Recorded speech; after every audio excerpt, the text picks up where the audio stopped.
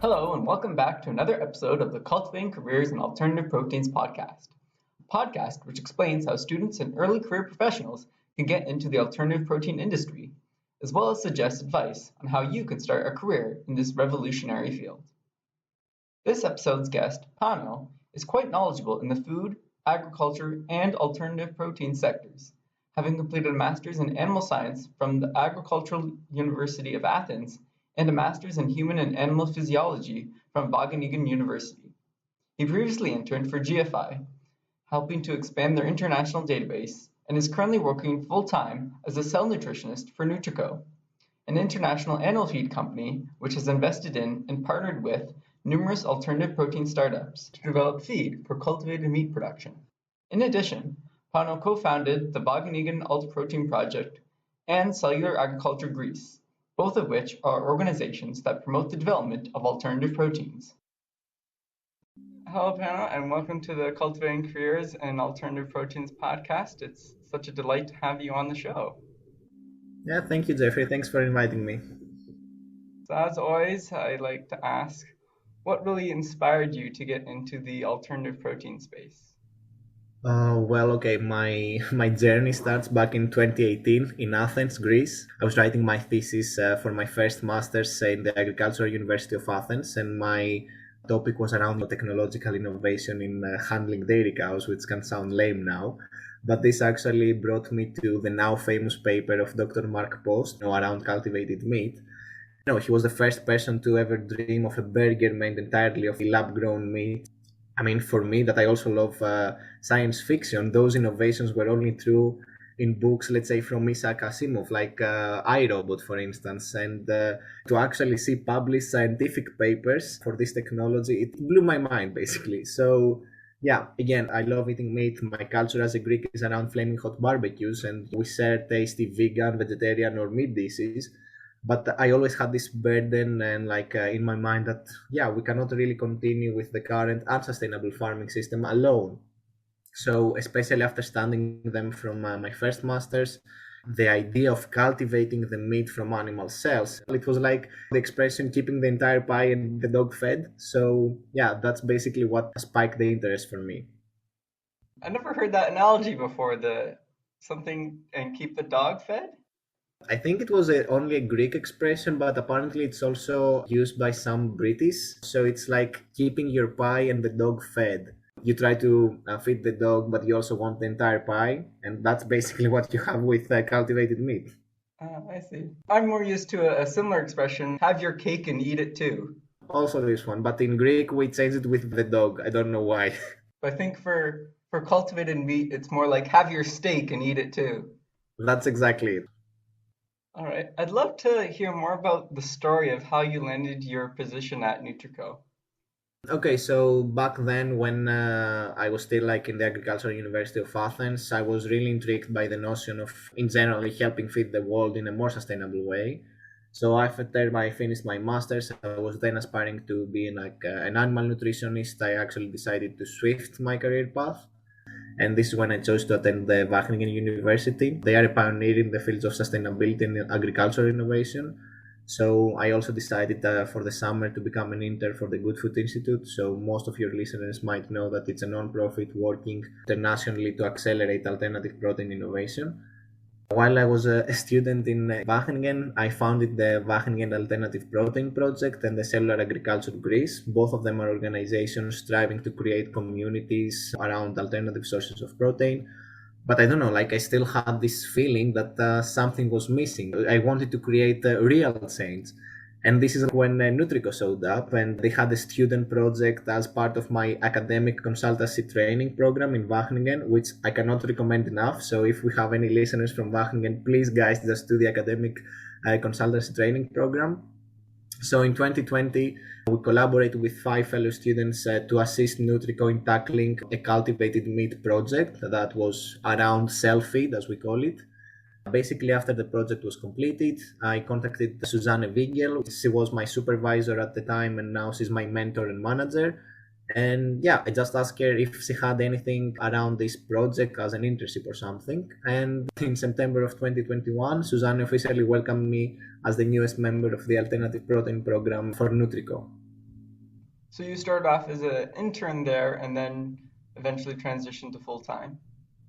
Yeah, but I always like to say together with Susan that I started as a student for Nutreco because we already had a lot of work back in the ACT program. So I started for Nutreco as a student consultant. Oh, okay. So there was no definitive time frame. It wasn't like a 4 month student internship, and then after the 4 months, they're like, you know what, we're really impressed with you. We want you on the team. That also happened, but everything started because Nutreco brought this program to Wageningen. So if it wasn't for that program, I would never have known that Nutreco is doing some work related to self-feed. Mhm. Yeah, I think a lot of people don't really realize that there's these large companies out there that are doing work in this space that are not very well known because they're not necessarily marketing directly to consumers per se. So it can be difficult to find these guys. That's exactly it. And I mean, when you're working within the sector and you take notes on who is actually investing or like startups, because Nutrico also has this venture hat and we do invest in alternative sources of protein. Like, for instance, we have Mosa meat in our portfolio, Blue Nalu, the fermentation company enough. But when you're within the sector, you probably know about it. But for students that they're just starting like, their first steps in their career, it's a bit difficult to follow all this news. So yeah, I would say that Nutrico actually taking the time to invest on student programs or actually going to the universities and saying, yeah, guys, we have this really exciting project. We want to give it to some students. I think that's a brilliant idea because that's how you bring also young talent to your team. Hmm. Absolutely. And do you know of any companies that are similar to Nutrico? Well, I have to say that Nutrico in that fashion is unique because we are an animal feed company and we want to actually create the cell feed. There are some competitors that also do the same and they just want to do the same things we want to do. But in general, I have to say that Nutrico is unique in that way because this project that we're currently doing within Nutrico is perfectly aligned with our purpose of feeding the future. So, as we strive to feed a growing population by 2050, we want a safer, sustainable way, and we just need to utilize this variety of new and emerging protein production methods alongside traditional farming. So, I'm just like thrilled to be a part of a company that's like that far ahead as Nutrico right now. So how do you feel that your educational background has prepared you for your role that you have now in cell nutrition at Nutrico? Okay, so basically, I have to again say that my first master's in the Agricultural University of Athens was something of a true experience for me. So, when you still enjoy eating meat, but you understand there are some hurdles over the current unsustainable farming system, and you have this hands on experience, in essence, you understand how complicated and important animal protein is. So, you can't just produce it in an easy way. Like, there's a lot of science behind that, and it's really difficult and it's complicated. So, my background, I mean, my first master's actually showed me how precious animal protein should be and how we should treat it not just like something that we can throw in the trash because we don't need it anymore or like it expired or something. We have to treat it as a precious thing. And that's what I got from my first master's. And now in the second one in Wageningen, again, I also had this master's in cellular biology. So I had like a bit more courses in physiology, understanding how the animal and the human body works in a molecular level. So that's also really in close contact with feeding the cells. But I also did a minor in consumer behavior and getting all those soft skills and the essentials to understand how scientific knowledge can help you in the business world is something that I also gained for my second one. And that's what I actually do right now for Nutrico. Okay, interesting. You mentioned you did a minor in consumer behavior. I'd love to learn a little bit more about that. Yeah, so it wasn't something fancy. Honestly, I mean, it was more about me understanding of how you can actually do scientific research behind understanding what are the actual needs of the consumer or how to ask the proper questions when it comes to just getting answers that you can use from the consumers to understand the consumer needs. So, for instance, if I can take that to the cultivated meat, I wouldn't say it makes so much sense to just ask someone, ask a consumer, would you eat cultivated meat? There are so many things that have to go beforehand, like the name, for instance. There has been this polyphony and cacophony of like names: in vitro meat, Frankenstein meat, cultivated meat, all those names that really freak out a bit the consumer. So you have to understand also for giving those names to the products what can work best for the consumer. And for instance, we had that issue for the Cellular Agriculture Greece team because we are trying to translate those terms in Greek now when there is not a unanimous decision. So we still need to understand the consumer side, and we don't want to scare the consumer away because they are listening to all those issues of, oh, you're going to create something in a lab and how are we going to eat that, and they're losing their minds over it. But for instance, they're actually doing that in their daily lives with stuff that they eat daily. Their coffee, their beverages, beer even, it's fermented in a similar fashion that cultivated meat is going to be grown. But yeah, you have to be a bit sensitive also with consumers, and I wouldn't have that before I actually did my minor in consumer behavior. Yeah, it's interesting perspective to have, and the name is a huge factor in consumer adoption. Something that definitely needs more work on the cultivated meat side. Yeah, this whole name and labeling is something that the actual industry is struggling with at the moment. Also with plant-based alternatives, because are they going to be called milk? Are they going to be called something different? Can they be called burgers? This is a huge deal right now. Yeah, only time will tell what names will best work out in the end. Could you describe specifically your role at Nutreco and elaborate on what your day-to-day tasks entail? Yeah, so basically, I support the business development and the potential investments or partnerships in the cultivated protein related companies. So, let's say through some sale pitch support, I do the due diligence for some of the companies. Are they actually worth of investing? I am responsible for building up the supply chain for the food grade material, so what we call this cell culture basal media ingredients, so the basal media. So, namely, think of amino acids, vitamins, and minerals, the related QA documentation. So, this is something that also Nutrico puts a lot of effort at, and that's because also your listeners have to understand that Nutrico as an animal feed company, it's one of the top priorities about the documentation and the quality assurance of those ingredients.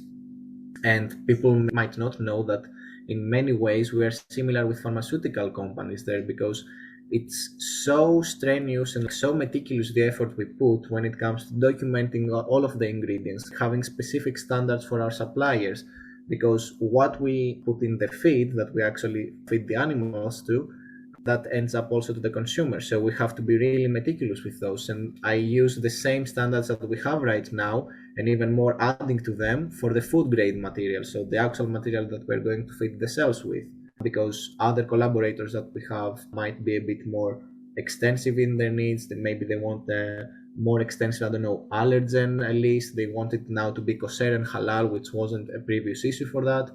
But these are all in the game, and I'm super happy that I actually have to do that, because it's essentially creating the future in a way, and we are super happy with what we do in that perspective.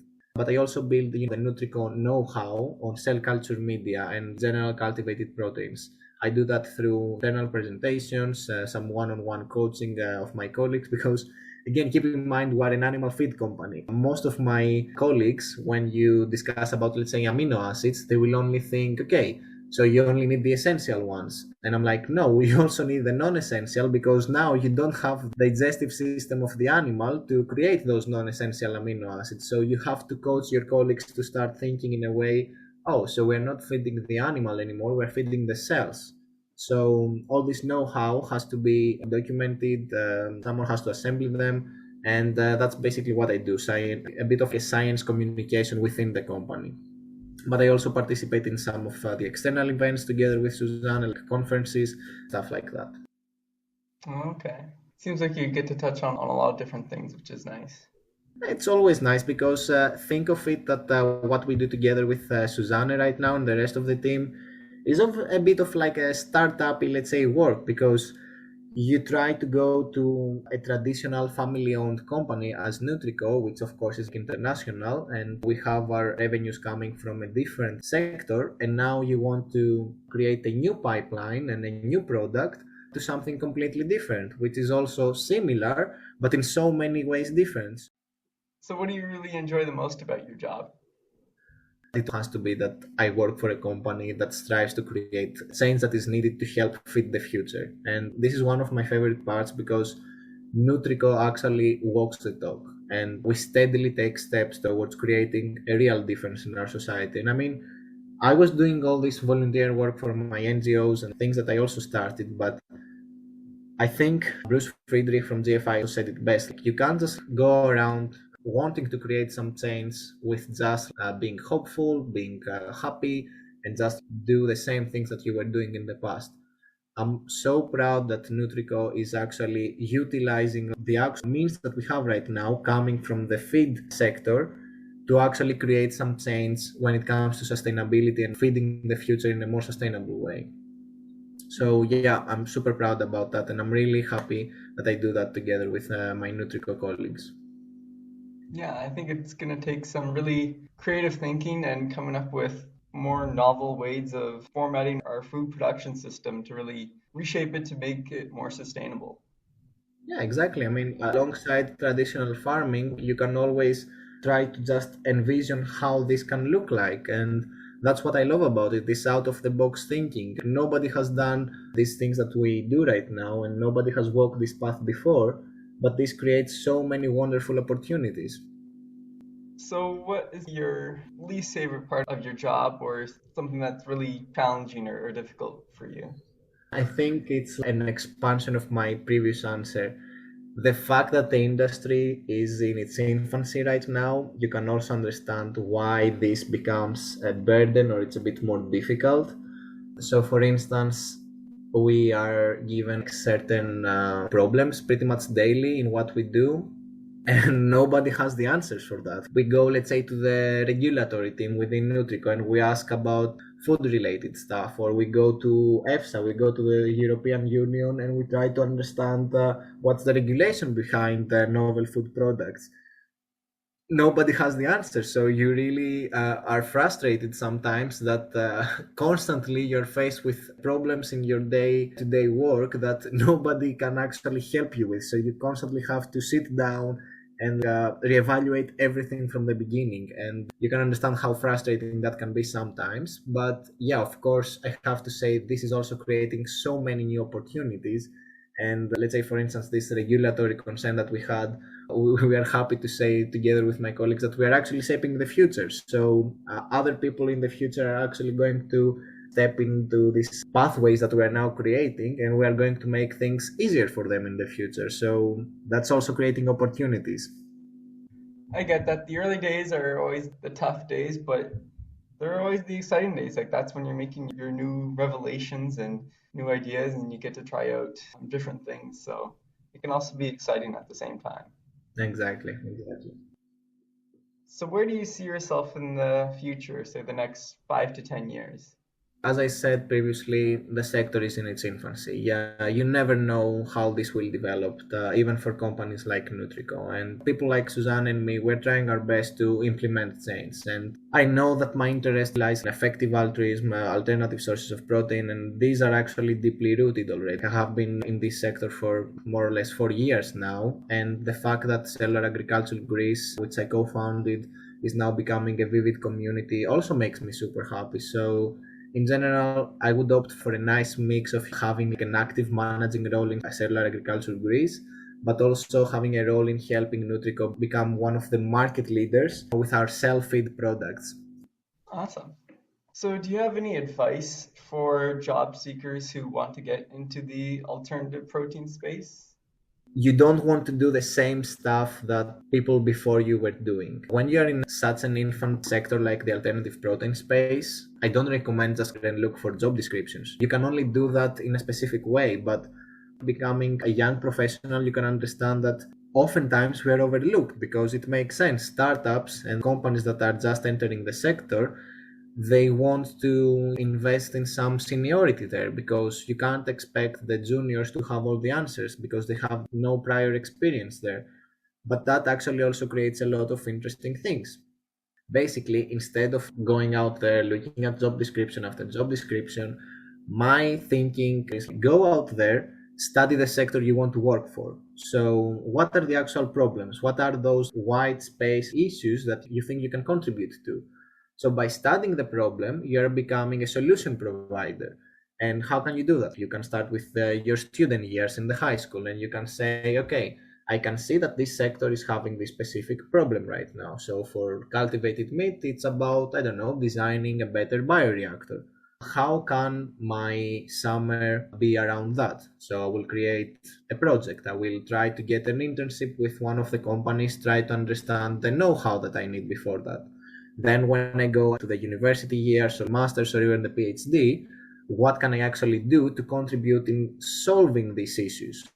I actually found this DIY project that they are actually creating cultivated meat with stuff that you have in your own kitchen. So shout out to the Sojin project, and this guy in Japan was actually creating cultivated meat in his kitchen, and he was using a fan as a centrifuge. How can you not be inspired by that guy? And that's my actual advice. Try to become this solution provider. And at some point, you won't even have to go out there and looking at job descriptions. Companies will actually go to you and knock at your door and say, do you actually want to be a part of our team? Because we think your past experiences can actually help us. I think the best advice that I got when I was young, and that's what I also want to give to some fellow job seekers. Yeah, that's a really clever approach. I hadn't really thought of it that way. I think that's a very viable pathway towards getting into this space. Would you recommend further education, like getting a master's or PhD, as opposed to trying to get a job after completing a bachelor's? I cannot recommend enough how much it's going to better prepare you for tomorrow's world to have a master's, not because of the knowledge. The knowledge right now is out there. It's not about what you will actually be taught. It's also about collaborating with other people. You have to think outside of the box, and doing a master's and doing a PhD, you are responsible for your research. You are responsible for doing things on your own. So for me, that's what you need to also train those soft skills in a way, and not just the pure knowledge that you will gain from the master's. So I would just recommend stop thinking about masters and PhDs as a further educational way of you to get better prepared. It's also about the soft skills. So when you try to find the master's or a PhD, also think of how it's going to better prepare you for that. Yeah, I couldn't agree more. It's really more the skills that you gain out of further education than the knowledge. The knowledge also being important, but it's that way of thinking that I found to be the main benefit of further education. So is Nutreco actively hiring? And if so, what types of roles and where should people apply?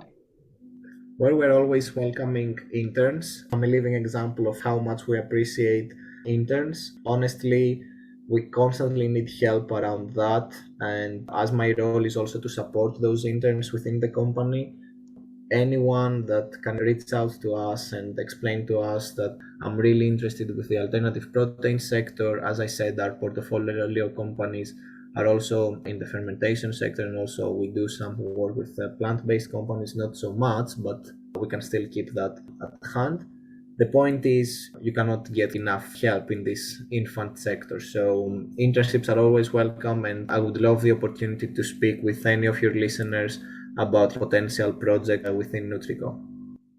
All right. And how would you like listeners to connect you if they want to learn more? I think through my LinkedIn page or my email. I would just love to see how many people are out there looking for an internship or they're striving to get into the alternative protein sector.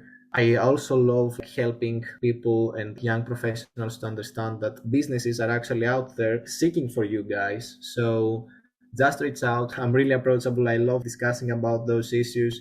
And through a personal call, we can just discuss your opportunities there. I can also explain to you what are your potential bridges that you can go through to this sector. So yeah, just reach out in any way you think it's best for you. All right, and I'll provide a link to your LinkedIn and your email in the show notes. Is there anything else you want to add or talk about? Not really. I would just like to thank you for inviting me and just to a shout out to you, Jeffrey, because I think your job when it comes to the alternative protein sector has been unique. I'm super happy that I met you through the GFI collaboration. Thank you very much. I really appreciate that. And likewise, I'm so glad that we were able to connect, and you also inspire me to get more involved in this industry, and one of the reasons why I started this podcast. So thank you. I'm also more than happy to speak with any listener who's interested in getting a job in the alternative protein space. Feel free to reach out to me. My contact information is in the show notes. The Cultivating Careers in Alternative Proteins podcast is now on Instagram. Please follow to learn about job opportunities in this field, receive tips for job seeking, and find out about the latest episodes. I really appreciate you taking the time to listen to this episode. One of the main takeaways from this episode is that you don't have to work for an alternative protein startup to contribute to this field, as there are large corporations that are working on alternative proteins too. This further demonstrates that there's a place for everyone, including you, to be a part of the alternative protein revolution.